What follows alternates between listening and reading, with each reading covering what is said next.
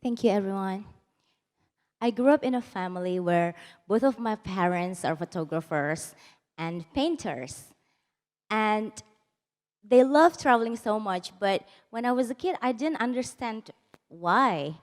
Because traveling means a lot of puking for me.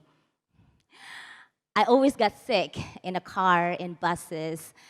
So traveling means puking, and I didn't enjoy it. But so it was since I was toddler until 14. For some reasons, when I was 14, it got better. So even though I didn't really enjoy being for like hours in cars or buses, but I do enjoy being in new places, being like feeling as a stranger in new places, smelling the new smell of new cities, tasting traditional snacks, and being lost. I realized that I really enjoy that. Okay, yeah. Um, so I felt like whenever I traveled with my parents, I felt like I'm in an adventure. I'm that character in adventurous books. And that got me excited. Yes, I love reading books, and that was because of my dad was a bookworm.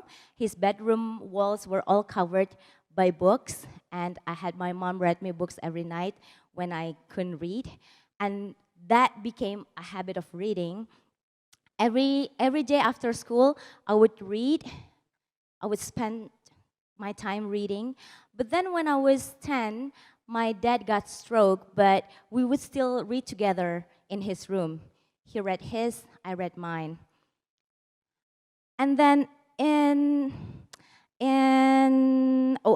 when I turned 17, my dad passed away, and it felt like my dreams all crushed. I had all these big dreams that I wanted to travel the world. Why? Because I was so inspired by my all-time favorite book, Tintin. Who loves Tintin here? Yay! So Tintin has inspired me a lot to travel. Every time someone asks me, what do you want to be when you grow up? I said, I want to be a world traveler. And then people look at me like, weird, like this kid is weird. She doesn't want to be a doctor or anything. Yeah, because of Tintin. So I always had this idea, okay, I wanted to travel the world. I want to be to many countries in the world.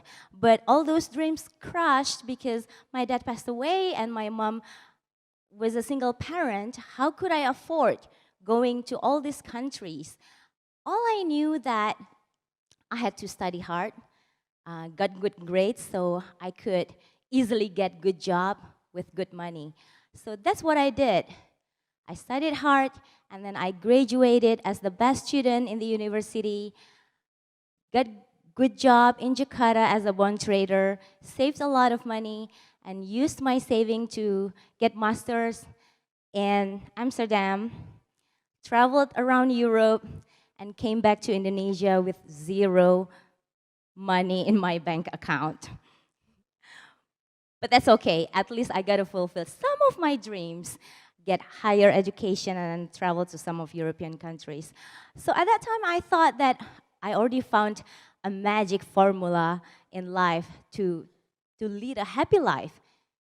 Work, save money, travel, have zero account, work again, save, travel, repeat. So I thought I was gonna do that forever. But then in 2007, I was dating a guy, and we were dating for 6 months. It was still like very lovey-dovey, you know? But then something happened. He died on a plane crash. Oh my God, like I thought this thing only happened in novels or in Hollywood movies. But no, it happened in my life. And I thought like, why? I don't want this. I was kind of like a perfectionist. I planned everything with my life, like being the best student, being the best sales in the company. But this kind of thing apparently happened. And it made me realize that life is so short. And if you wanted to do something, just do it. Because you don't know until when you're gonna live, right? So losing him makes me realize all that. So I just traveled like crazy after that. And universe was kind. After losing him, suddenly I got a job offer to work in Singapore as a bond trader. So I lived a luxurious life, so to say, living an expat life, and then I traveled every weekend overseas, diving like crazy. But then I felt like something was missing.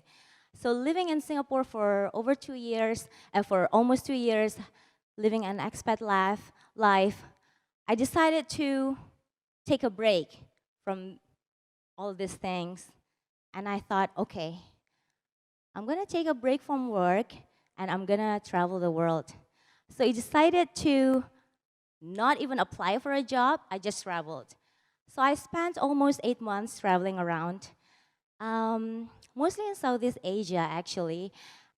And then for some reasons, I don't know why, be it in Laos, Vietnam, or Myanmar, every time I got lost, I always ended up in elementary schools, in like small schools, like very poor condition. I don't know why.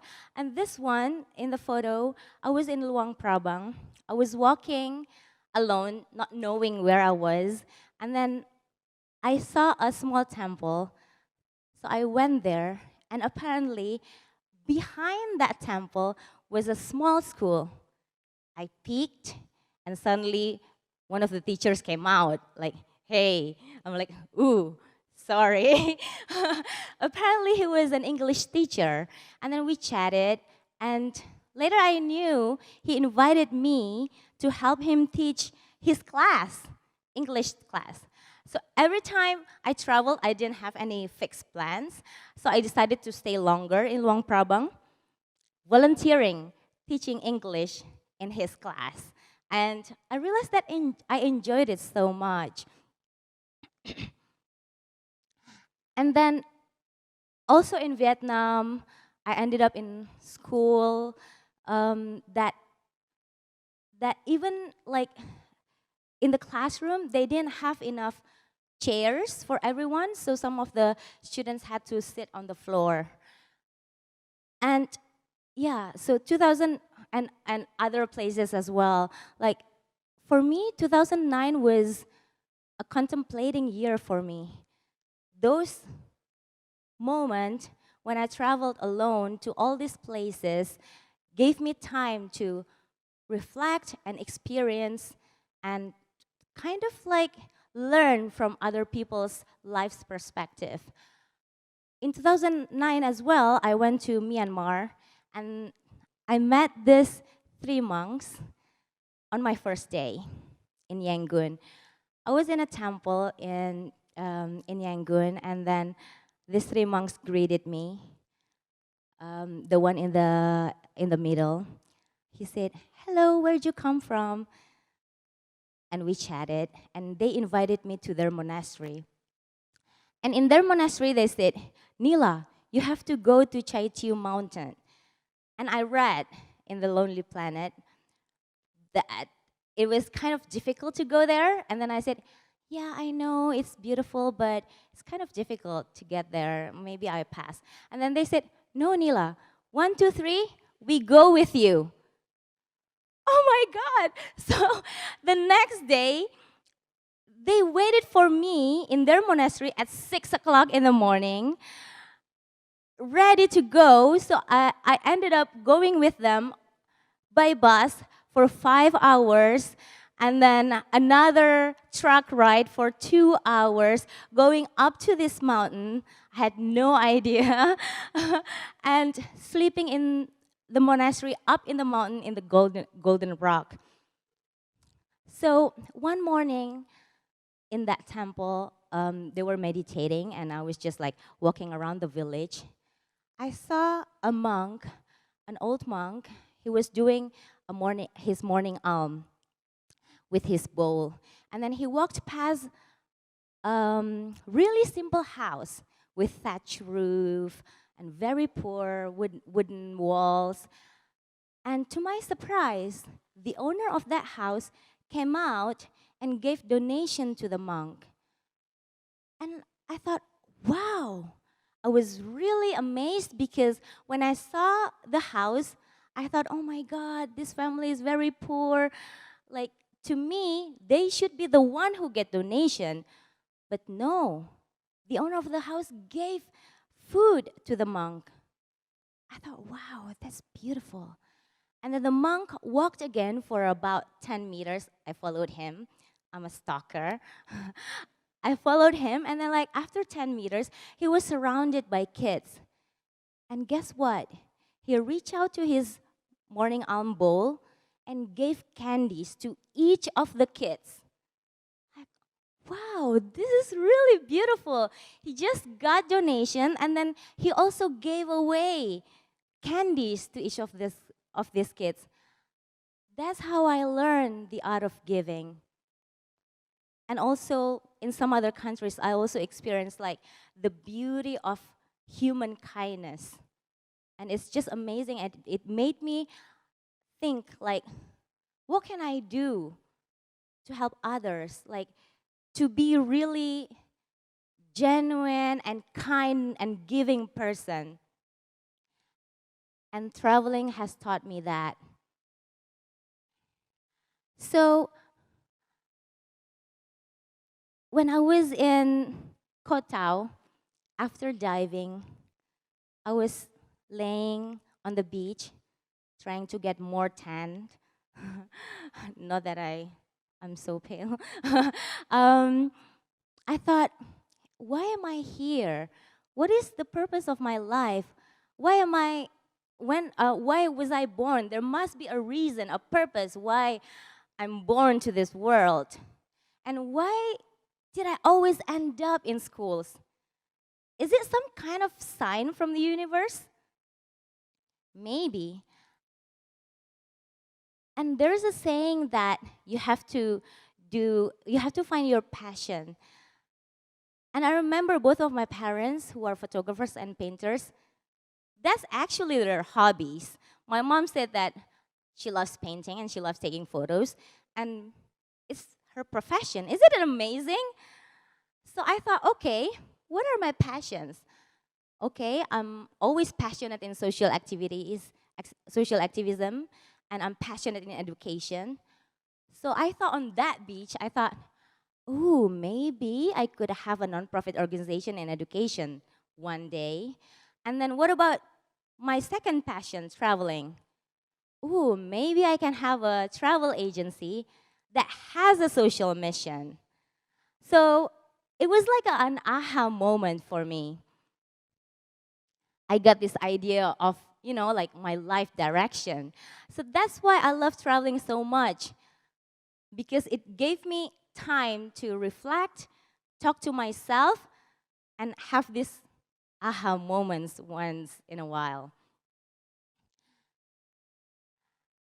But those dreams didn't happen like right away. It took me several months.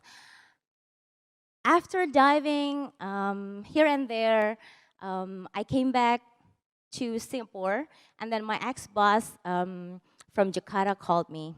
Hey, Nila, what are you doing? And then I'm like, I just came back from Raja Ampat from diving. Oh, do you want to work or you still want to travel? And then I'm like, it depends on the job. And then he said that, oh, we got a job and it fits you well. It was a communications consultant and based in Labuan Bajo, the gateway to Komodo National Park. And during those 8 months, I dived in Komodo Island, and it was like the best. Like a lot of manta rays in front of me, next to me. It was just like crazy. So hearing him offering this job, all I could think was, oh my God, I could dive every weekend. Yeah, of course, I'll take it. So that was actually the only reason why I took the job. Living in Labuan Bajo, there was nothing back then in 2009. I dive every weekend, but then after 4 months, I got spoiled. I couldn't even be bothered to take photos of mantas and sharks. I traveled to remote villages, and there I saw how limited people lived. I went to schools again, ended up in schools, and saw they didn't have anything. They didn't even have libraries, no access to books at all. So I asked around, people around, what do these kids do after school? Oh, they go to the forest. For what? To collect woods. Why? Apparently they still cook with wood fire. And also, like, some of them had to cross river to go to schools. And I remember I was walking in the jetty in Papagaran, and I overheard conversation of two girls who were walking next to me. One of them asked the other, hey, which country are we in? She is 10 years old, and the other answered, she's 9. Malaysia. I'm like, hey, we're in Indonesia, we're not in Malaysia. And then both of them looked at me and said, really? Yeah, we're in Indonesia. So I thought, oh my God, if they have enough knowledge, these things won't happen.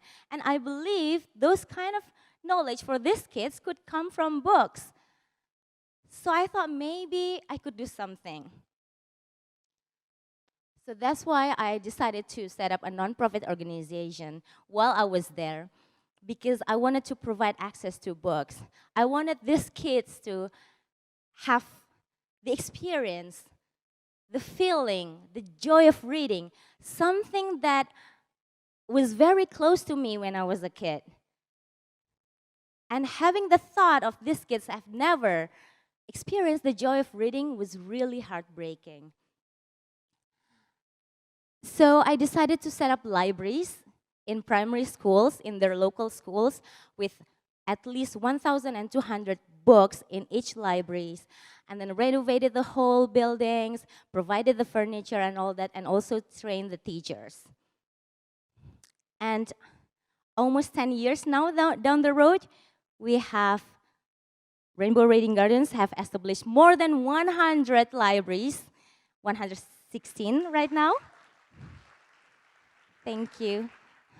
Across 18 islands, from Lombok all the way to Papua, we're focusing on Eastern Indonesia because that's where the infrastructure is very minimum.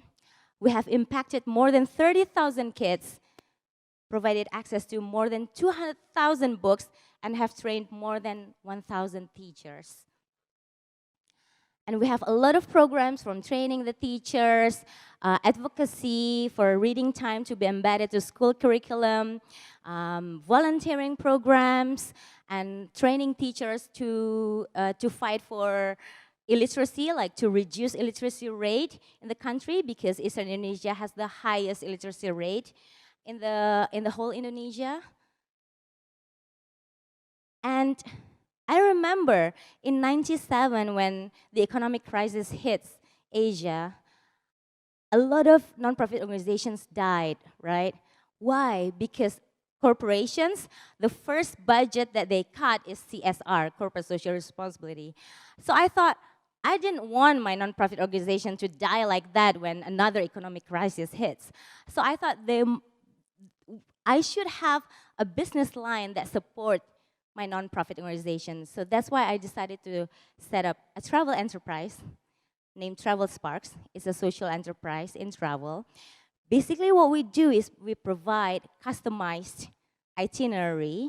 If you want to go to Labuan Bajo, to Komodo, to Sumba Island, to Raja Ampat, we provide that, and it's all customized based on your interest and private.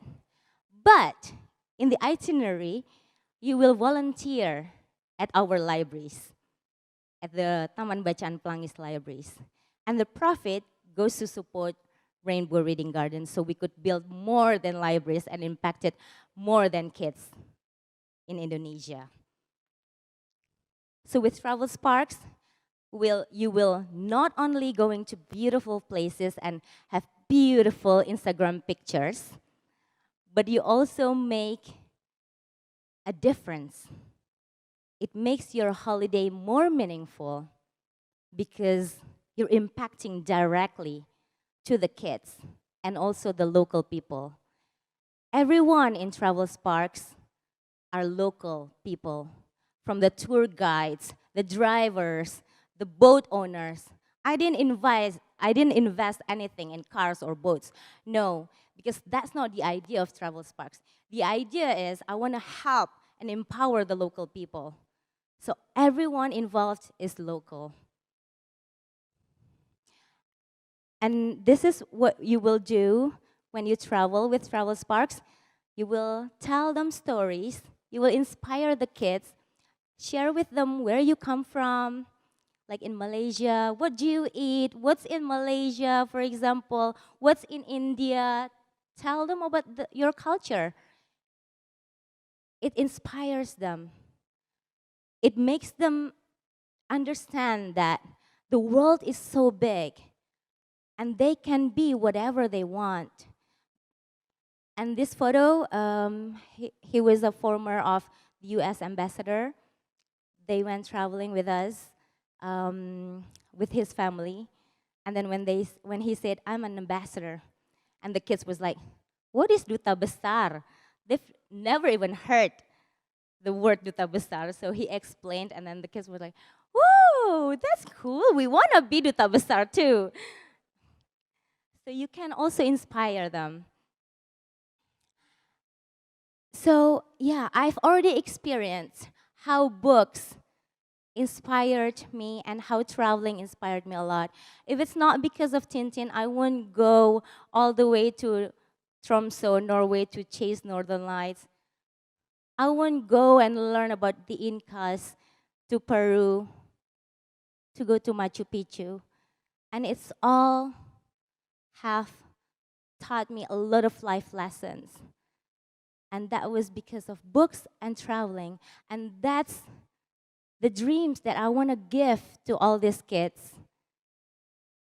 The books, from the books at the libraries, thousands of books means thousands of dreams for them. Books will inspire them and give them the courage to dream big. And having a dream is very important because it will motivate them to be someone successful, to be someone big. And I hope once they become successful, they will go back to their tiny village and change life, be the agent of change, and inspire others, and also change their society. So all this life experience, I put it in the 3 books that I wrote. One is Lembar-Lembar Pelangi, about my journey, building libraries, going to remote islands, trying to open up people who live in big cities because we kind of live in the bubbles. We're in Jakarta. People in Jakarta, sometimes we don't go to remote islands and have no idea whatsoever how people live in those remote areas.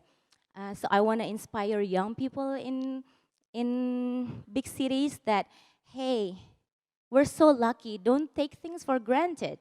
Go out there and then do something, make a difference.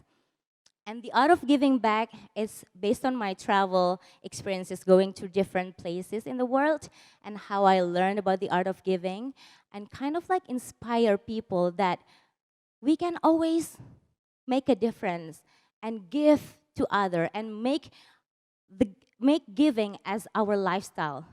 Giving is not always about giving money, but you can also give in many different ways. You can volunteer, you can give your time, you can introduce your network so that nonprofit organizations can help, can experience the help from your network, and many ways. So that's The Art of Giving, my book, and then I briefed myself to write a children's book about refugee. Epi's New Friend, or Teman Baru Epi, is about a friendship between an Afghan refugee girl with an Indonesian girl. It's to promote tolerance, because tolerance is very important. Maybe people say that it's easy for you, Nila, because like you're single. No, now I'm married. I have a 4-year-old daughter. Yes, I was scared to get married because I thought that my life would be different. I wouldn't be able to travel, to do solo traveling anymore. But I found my husband who said, no, you still can travel.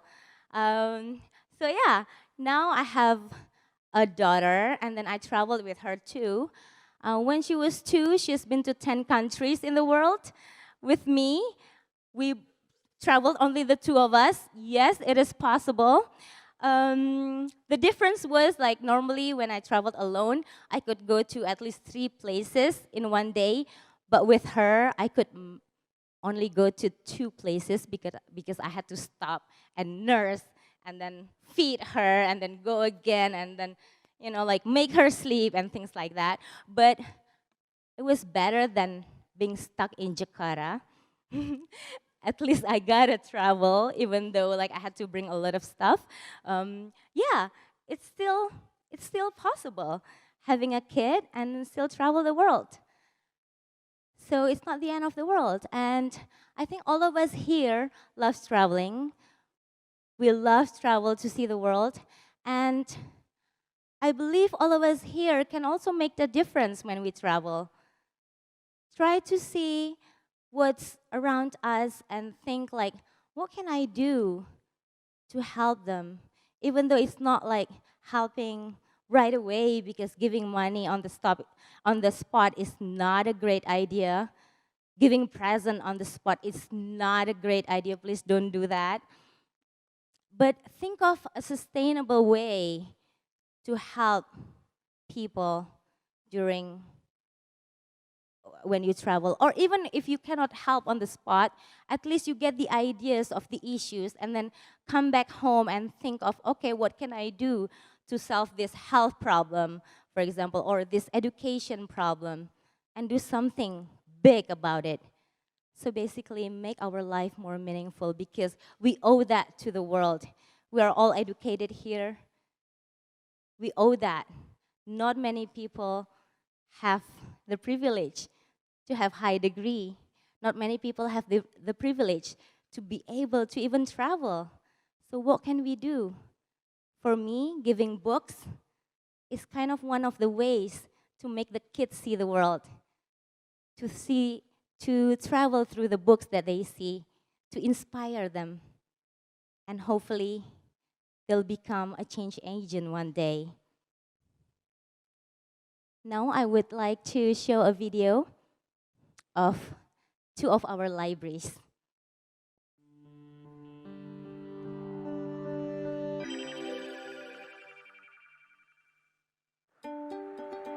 These ones are in Raja Ampat in Papua.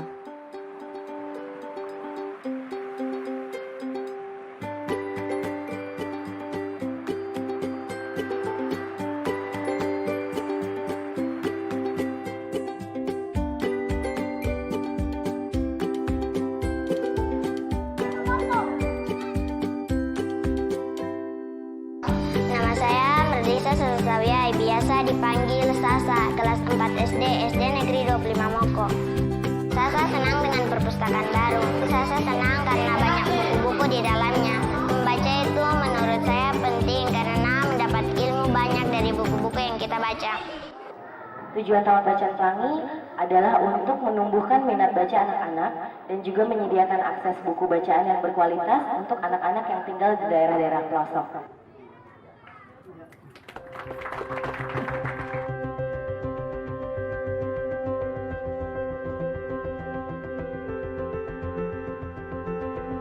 Sebelum adanya Taman Bacaan Pelangi, keadaan perpustakaan di sekolah kami ini sangat sepi karena anak-anak kurang mengunjungi perpustakaan disebabkan terbatasnya buku. Setelah adanya Taman Bacaan Pelangi ini, keadaan perpustakaan sudah sangat ramai. Anak-anak sudah sering mengunjungi perpustakaan. Kemudian minat baca juga buat mereka sudah ada karena persediaan buku sudah banyak.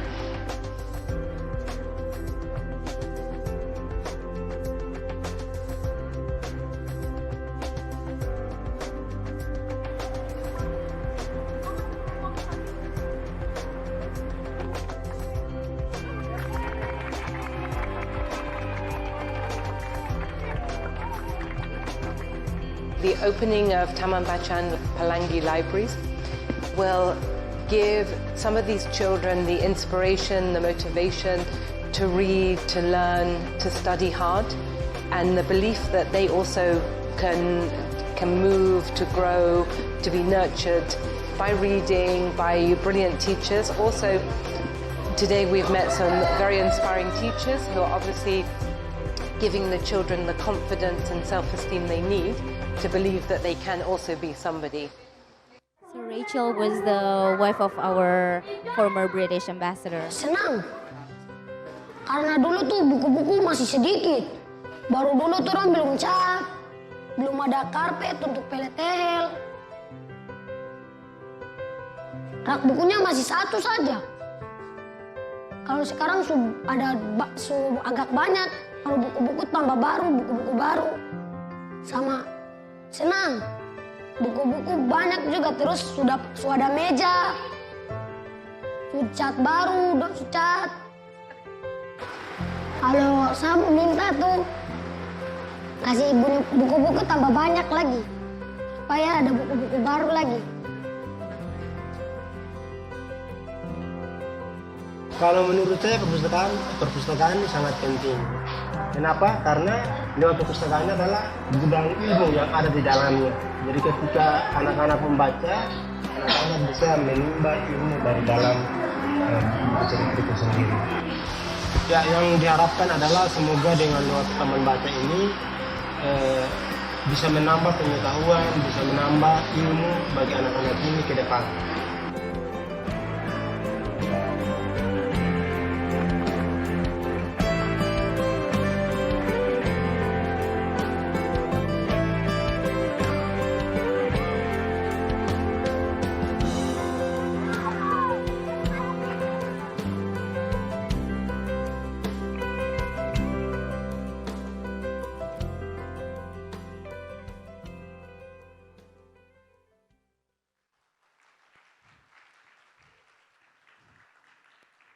Thank you.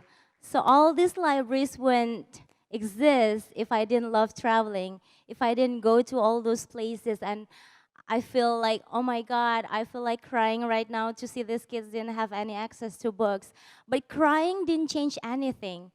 Feeling sorry wouldn't change anything. It's the action that changed. Thank you.